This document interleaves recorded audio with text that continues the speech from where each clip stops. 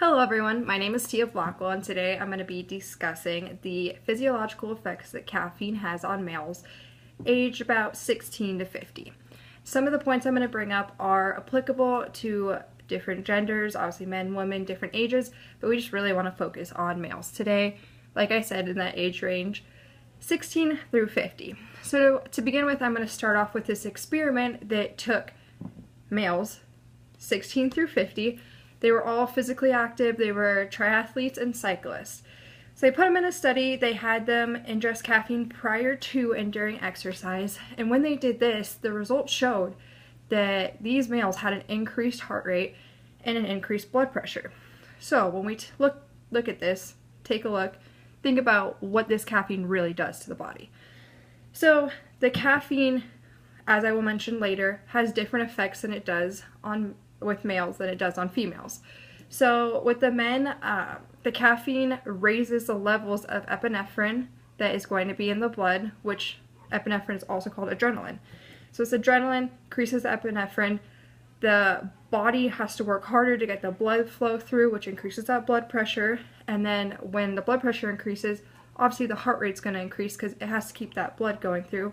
Otherwise, arteries would explode, etc., etc. So, the supplementation of the caffeine during exercise also led to an increase in mood.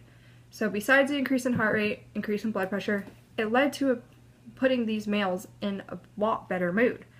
So, researchers think that this mood obviously led to a better performance. Obviously, when you feel better, you have more motivation, more determination, all of that. So this better mood led to more output from all of them, which led to an increase in blood lactate level. When your blood lactate increases, this decreases those oxygen levels way down. So you're like, great workout, you're just exhausted, maybe you just went and had leg day. Next day you get up, you're like, oh my god, I can't feel my legs, they're so sore. So all that blood lactate that you produced in your blood transferred and it's now being stored as lactic acid in those muscles. So that's why you're super sore. And especially in men, since caffeine has a different effect on men, that adrenaline's higher, they put more output, they're going to produce more blood lactate.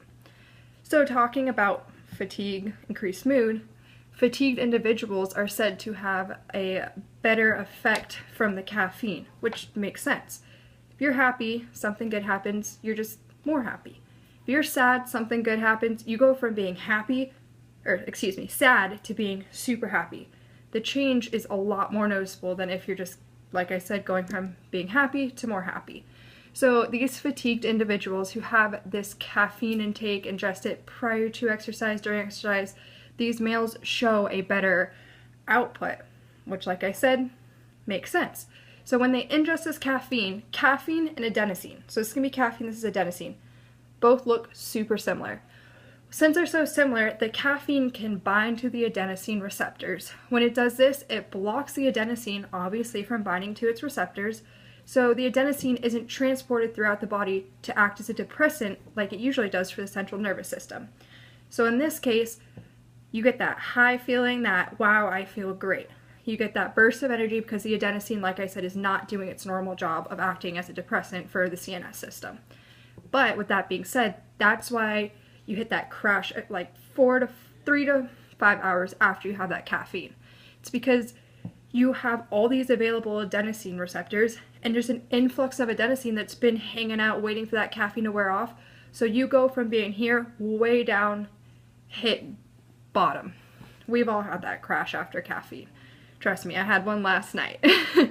So research also suggests on the opposite spectrum that caffeine does increase the availability of dopamine receptors.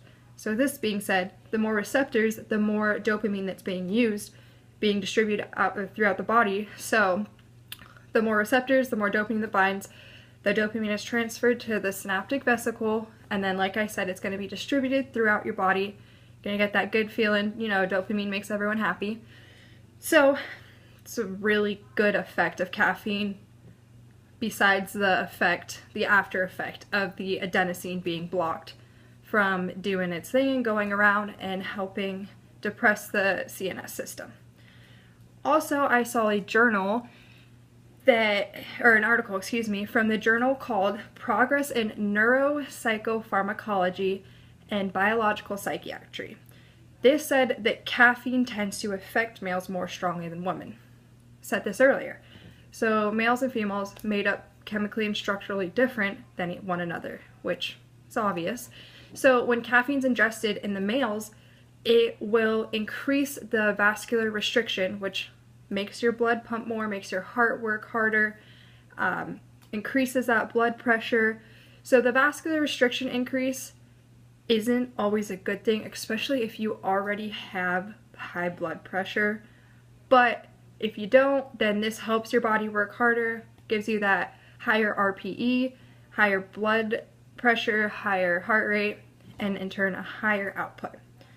So, take-home message here is that caffeine provokes significant physiological effects in men from young age to middle-aged men, physically active, of course. The effects are a lot different than they are in women of varying ages. Okay, so I hope you all enjoyed that speech. Have a wonderful night.